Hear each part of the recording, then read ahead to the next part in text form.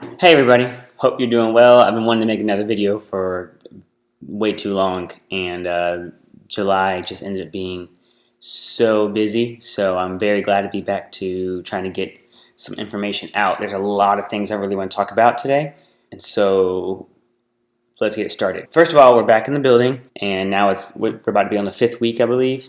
Just honestly, the number of people who have told me that they want to join the worship team is there's a lot. There's a lot of, especially singers, man. I've had so many people come up to me, hey, I sing, I used to sing, and I'm on a worship team back in wherever they used to live.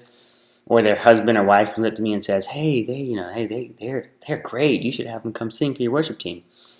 So we need to address some things quick so that we can continue to go forward with the same mindset. These are all things I want to discuss some stuff, everything that's been in the philosophy paper, stuff that we all know and have been doing, but just I wanted to remind everybody so that we're all on the same page, trying to accomplish the same goal. Okay, so one question that I ask myself, and I think it'd be good for everybody to ask themselves constantly, is why does it benefit the church for you to be on stage with an instrument or a mic? How is the church benefiting from you being on stage?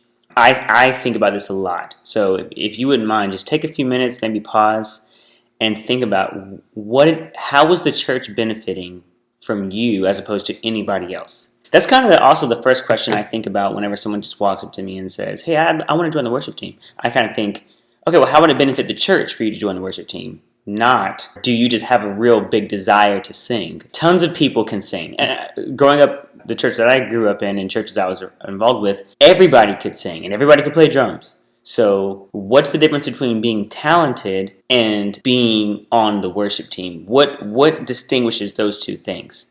There's tons of talented people everywhere. So how does this church body benefit from you? Okay, and I think that's a really important question that we all should continually ask ourselves, because one month you might feel a particular way, and then another month, can be difficult, and you feel like maybe I don't really need to be on stage, and that's the best thing possible. Just real quick, I was talking back with Corey. We're trying to find a key for the song this week, "House of the Lord," and it was in D, and then he sent me a recording in G. Hope I'm not putting you on blast, Corey. And then then he's like, well, I said, try E or whatever. Okay, so he could technically sing them in every key, and it sounded okay. But he's making that extra effort to figure out exactly where he'll really sound at his best, That same sort of like self-evaluation is what my goal is that we all do. And that, first of all, I think comes with knowing ourselves and knowing our strengths and knowing our weaknesses. And it's a slow process, and that's okay. I mean, one thing Corey said is that he feels like he's learning like the limits of his voice by trying this out. So, and I think everyone's doing stuff like this all the time. I just want to keep this in front of us so that this is a part of what our team does. We want people to be thinking about the very best way to communicate in a way that's personal to you, that you are like, man, I'm the one who's, like I said from Sunday's message, taking ownership of someone else's dream or gift. I want you to take ownership of your instrument and ownership of your voice, and realize that when you're on the team, you add something different, even though you're also a soprano or also an alto or also a guitar player. You're adding something spiritually that is personal with you that somebody else can't add, because you're going to connect with somebody in a way that somebody else may not. Every Sunday, it's like, I want to tune in this day to communicate to the very people I'm talking to. Maybe I should say a few, now that I talked a little bit, maybe I should say a few reasons what I think about why I feel why it benefits the church for me to be on stage. And again, this is not an arrogant thing. This is, I understand my purpose. Like, if you're a teacher in a classroom, why should you be the teacher as opposed to a student? Well, because I have the knowledge to help these students get to where they want to go. It's not because I'm better than the students. I just wrote 3 things. One thing I think about is, I want very badly for people to be brought into the relationship with Jesus. I want that so much. I do not want to have people just come in and go out and come in and go out. I almost wake up thinking about, how can somebody who's coming here, we only have this short amount of time. How potent can I make this worship time and do whatever it is that I need to do so that people really feel convicted to know Jesus more. 2, I've worked on my musical ability, and I feel confident that it will add to the musical aspect of worship, because the entire service is worshiping God. But I feel like I've worked, and I'm continuing to work. I still practice, you guys. I have worked on my musical ability, and I feel like it's going to add to the overall musical experience. It's not going to pull away from it. It's not going to distract from it. So I feel like it will help the church and the goal of having corporate worship for me to invest what I feel God's given me as a musical ability into the service. And then number 3, I believe I have the ability to think in the moment. There's a lot of things I have to think about. I'm playing the chords, I'm starting, stopping songs, speak in the beginning or in the middle. I also want to make whoever's scheduled that Sunday confident and that they know what they're doing, and I'm making sure, okay, you're good. If I go into autopilot, I'm limited. Now, of course, I'm a leader, but imagine if everybody on the team had that level of awareness to where you don't have to go into tunnel vision and then just wait for the song to be over to kind of breathe again, And so my goal is that we work and help each other prepare so that everybody actually is thinking in the moment. And again, this stuff takes a long time, but what helps is how you prepare outside of Sunday. So when you get there on Sunday, you have things to offer. Here's some things that I think are helpful to offer. Coming prepared, like really knowing your part. And I'm trying to do a better job of getting, especially for vocalists, I'm trying to get parts to you sooner. I need to do that better so that you have more time. So I would definitely take a big part of blame in that, about not getting it to you early enough so you have time to prepare. But doing whatever you have to do to come prepared, having energy. And I'm going to apply everything that I'm saying here to Thursday, not even Sunday. Coming prepared, having energy, being spiritually full. We're doing the devotions, and if you could come to devotion time ready with something to bring, that's why I'm putting the verses in GroupMe, so you have time to kind of read it and hopefully bring something with you. But become spiritually full, ready to, hey, this is what I was thinking about when I heard this verse. That's how we all grow. I don't want it to just be a Wendell show, you know what I'm saying? But I'm going to prepare something, I'm going to come ready. So I love that people have been talking and kind of giving their thoughts. The more we do that, the more everybody will grow. Yeah, and then this does apply to Sunday. Looking forward to seeking out people on Sunday that they can connect with. Listen, if you can sing really well and you want to join the worship team, that's fantastic. But if you cannot connect with anybody in the service, you're not leading. You're just, I'm not saying you're not leading. I personally, I feel like you're not leading. I think the responsibility that I'd like for us all to have goes beyond singing a song. It's so much bigger than singing a song, leading a song. Playing, let's just say guitar 1, even though Taylor's one does that right now, play the EG1 over EG2. It's not about that stuff. It's about using whatever you're doing to try to connect with somebody there and connect with the Lord through the song, and trying to help somebody who may be lost or far from God, and they see you up there and they're like, man, there's just something about you, and then you go to them and you say, listen, let me tell you what it is. It's my love for the Lord, and I want you to know that. And I feel like I have opportunities to do that on Sunday. People come up and talk to me, oh, I love your smile. Okay, great, fantastic. Here's why this is important, right? It's not about my smile. It's not about me jumping. That's just a part of who I am. I can't, my teeth are my teeth, right? That is what it is. Even with this, my goal is to encourage you not to just get my piano fix. So I want to, because I'm telling you, there's so many people who want to join this worship team. And you as a worship team help me to show what it is we're trying to be, as opposed to, oh, I could just lead a song. I could do that. They're up there singing. I could sing, right? This is an American Idol. That's great you can sing. Or that's great I'm saying singers because that's what I've gotten the most of. I wish I would get a few more piano players, but everybody's coming to me telling me they sing. Do you have a heart to lead the people of this church to somewhere spiritually that they are not right now? Do you have a desire to move them closer to God's heart? Like, if that's not what you're trying to do, then you can sing anywhere. So if you're on the worship team now, I need you to represent that. Otherwise, I should just make a sign-up list, you know what I'm saying? And just have everybody who wants to sing just sign up and just be like, oh, you get a song, you get a song, you get a song. You know what I'm saying? Like, I'm trying to do something different. I really want to do something different here and be more than a part of the service. You know what I'm saying? Like just the intro part of the service, okay? So I went on a long time on that, but I'm so convicted about this, you guys. Like I just want so badly to feel like when I'm on stage and you're on stage, the people that are up there with you, they're not just scheduled at the same time you're scheduled. Because there's just more to what people need than hearing your voice or hearing your guitar solo. Those are just tools to help get people close to the Lord. All right, next point. Band. So I'm trying to introduce little ways to reharmonize things. I want to get us used to getting a bigger vocabulary, musical vocabulary to choose from with chords. There are more emotions that we can use musically with our chords than just 1, 5, 6, 4.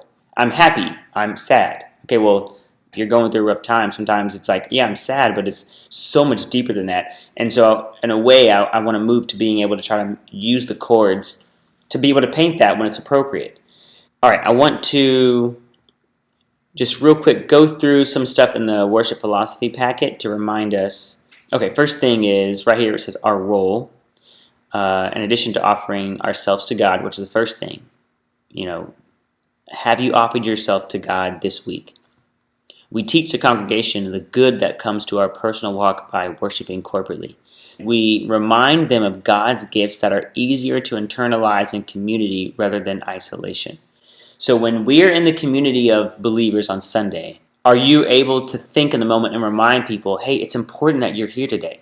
I want to affirm and assure you that you being here has a purpose, as opposed to I'm just standing on stage to sing the songs. Is there anybody who comes, other than your family, that feel like I'm so glad I came today because I saw it and met and talked to you? That's what a church body is. I mean, of course your family should feel that way, and that's great. But I feel like we're the first thing people see on Sunday morning. So we have the greatest opportunity to have somebody who comes in feel like you brought me in. I was on the back line. I was sitting in the back. I wasn't talking to anybody, but you came actively and you brought me in. You made me feel like I, personally, my name's Pete, my name's Amber, I have a reason to be here. That's what I mean by we remind them of God's gifts that are easier to internalize in community rather than isolation. Making a joyful noise, enduring patiently, walking with other people's joys and pains. We think of ways to motivate one another to acts of love and good works. Okay, so that's the first thing. That's to me, that's our role. It's not to lead a song. It's not to be in the front center spot. When someone asks you about joining a worship team, that's what should go through your mind. Why do you want to be on the worship team? In fact, I was talking to the band director at Rutherford, and I was telling him I couldn't finish writing music because I had to prepare for the message on Sunday, and he was like, "Yeah, I know you got to prepare. This is like a presentation." And he was saying it's like your, maybe he said theater, something to that effect. And I'm like, no, I'm not trying to perform for people. I'm trying to let the joy and the anguish and the love for God and desperation for what's on the inside, finally let it out in a corporate setting where the most people are going to hear it at one moment. Okay, here in Pride versus Confidence, I have my desire of knowledge helps me in power. Yeah, I want to get to a spot where we're sharing knowledge. I put that app in our GroupMe, and I'd like for you singers to try it out. The truth is we are being recorded, right? And when you're recorded, everything you do is going to be seen forever. So if there's anything that you can do to sharpen your skills so that when you're playing, you won't have mistakes, we want to help that happen. I think in the beginning I've been trying to find ways to help people individually, but I think honestly I need help. I can't do private lessons, which is what I've done in the past. I can't do private lessons with everybody. So I'm kind of Casey and I are in the process of creating that for all of the instruments. But honestly, I could just use more help. So if you as a singer could do some research, because I think that's the biggest need. If you can say this, how can I become a better singer? What tools can I use, or what tools am I using to become a better singer? That tool I need to share with the other singers. I need to share with other people. I need to share with people who are interested about joining the worship team. It just makes everything better. So the confidence is my desire of knowledge helps me in power. I want everyone to be knowledgeable. I want every single person on the worship team to be knowledgeable, not just feeding what the track gives you. Okay, so I've added some things to the music proficiency because now I'm seeing some new things that need to be added. First, for anybody who's joining the team, biggest thing right here is committing to all scheduled rehearsals. From here on out, you cannot join this team if you cannot make rehearsals on Thursdays. Pastor Marty wants the worship to take more of a lead role going forward. So that means we're going to be asked to do more, sing more songs, make more moments for spiritual connection. And so if all we can do is just play the track, it's going to be flat. It's going to feel fake. I'm working so that we can build skills to be able to flow in service, pause at moments, hopefully let the Holy Spirit do things in the moment in the service that we are kind of constrained to do right now. And mostly because time from the online, or you don't want to mess people up. You're like, this isn't what we rehearsed. I need some stability, right? So the rehearsals are going to be they're so important. I can't overstate it. Okay. Other part is I also added memorize all songs, which obviously we do anyways, but so that everybody knows and people wanting to join know, you have to learn the song. You cannot come with the chord sheet at all. Never. Okay, some people have asked about that. We don't do chord sheets on stage. The number system is pretty much essential. It just takes too much time when you're trying to learn the song with everybody else. Again, serve the team in rehearsal. I'm coming so prepared that I'm not going to be the reason we have to do something twice. Then we will have to do things twice, but it'll go way faster than, well, we'll figure it out when we can rehearse. Like we do not want that idea. We'll figure it out when we try it. Like we want to work towards, let me get it now so that when we do it, even the messed up run through is pretty darn good. And if we have to stop for something, we can get it real quick and then keep moving on. Okay? So memorizing all songs, that's got to happen. Let me just say for a moment, let me just go ahead and do this now. That confidence screen is a problem, y'all. It's a problem. It's so big. It is so hard to avoid. I know. I can't even, you guys know, especially singers, I can't even remember lyrics like ever. And so I know it's a difficult thing, but we've got to figure something out because staring at the screen is so obvious. And it takes away from you engaging the people.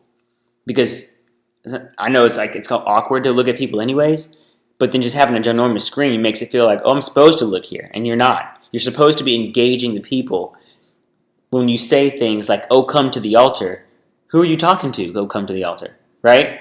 I'm talking to you. Come to the altar. Maybe not literally, there's not a little altar here, but I want you person, right? If I said, oh, come to the altar, the Father's arms are open wide. That's different from saying, come to the altar. The Father's arms are open wide. It's a different thing, and I know it's hard, but for singers, man, we got to figure this out real quick because I think it's just too obvious.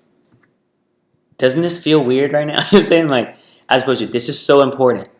You got to get this, right? And that's what we want. We want people to feel like not an awkward just staring, right? But what we're saying is, I want you to understand the truth of of who Jesus is and what he wants you to know about him.